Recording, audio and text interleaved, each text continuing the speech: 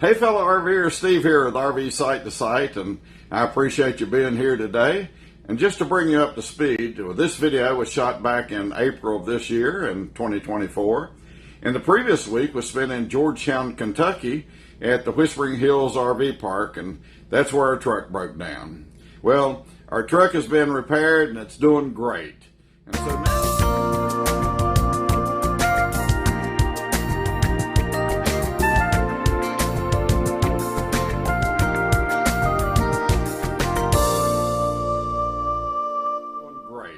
And so now we'll head to Pigeon Forge Landing RV Resort in Pigeon Forge, Tennessee. It's a very new park, and it's pretty upscale, and it's also near all the attractions, and I'll get to that in a minute. But to get there, we had to take I-75 south. The drive in Kentucky was beautiful, and the road was great. However, when we got in Tennessee, I-75 changed from great to horrible. And I've been on some bad interstates before, but this one topped the cake. There was road construction everywhere. The roads were in terrible shape. A good portion of the way, the barriers forced us to the right, where we had to drive on the apron of the main road. And potholes were everywhere. And so later, the road improved some, but not as good as the roads in Kentucky. We had heard about the new Buc-ee's in Sevierville, Tennessee, and so we had never been to one of those, and this one was on our way, so we decided to stop and fill up. We would make our return trip in a couple of days where we could spend some time there and go in and try some of their stuff. And this time, we just wanted to fuel up. We finally arrived in Pigeon Forge, and if you've ever been there, this is typical, especially on the weekends, and this was on a Sunday. Traffic tied up completely. And we're less than a mile from where we turned to go to the campground, and it took us an hour to travel that mile. Well, we finally arrived at the campground, and it's a beautiful place, and it's just a short distance from the main drag where all the attractions are located. And our site was number 145, and it was a pull-through with really nice hookups on a concrete pad and a patio with a grill. And in fact, one of the reasons we were coming to Forge was to see the replica of the Titanic, and from our campsite we could actually see the smokestacks of the attraction.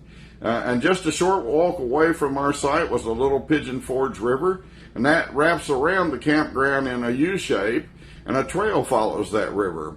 Also within easy walking distance was the building that housed the laundry, restrooms, and showers.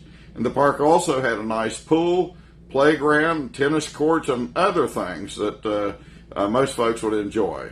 Once I got to Jackstown, I connected to water, and the only complaint I had about the campground was that our water had a tan tint to it, so I recommend that you use a filter.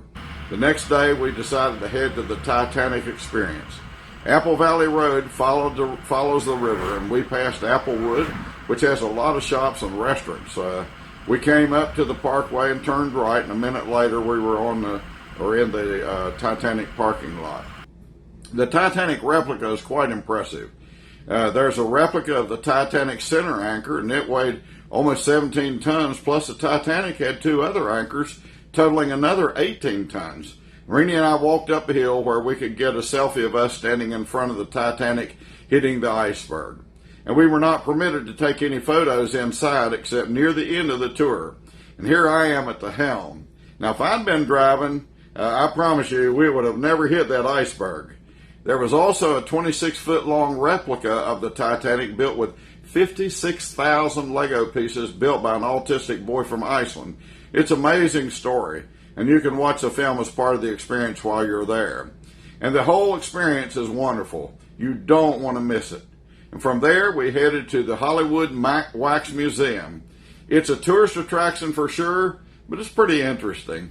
I got to pose with some of my favorite personalities like Harrison Ford, Elvis, and Liam Neeson. And Renee posed with her favorite, Lucille Ball. From there, we would head back to the campground. We had seen many of the other attractions on previous trips to Pigeon Forge and Gatlinburg, and if you've never been there, I highly recommend it. There are tons of campgrounds in the area, and if you don't have a camper, cabin rentals are nice too. My daughter and her husband's company is providing the audio and video for the annual convention of the North Carolina League of Municipalities in Winston-Salem this week. So we're going to head there and stop in Winston-Salem. Okay, there you have it. I hope some of this was interesting to you, and if it was, please give it a thumbs up. Consider subscribing if you would. Hit that notification bell if it's there, and if you would like to be notified when I post another video. I'll try to do one each week for a while, and may the Lord bless and keep you. May the Lord make his face shine upon you and be gracious to you. May the Lord lift up his countenance upon you and give you peace.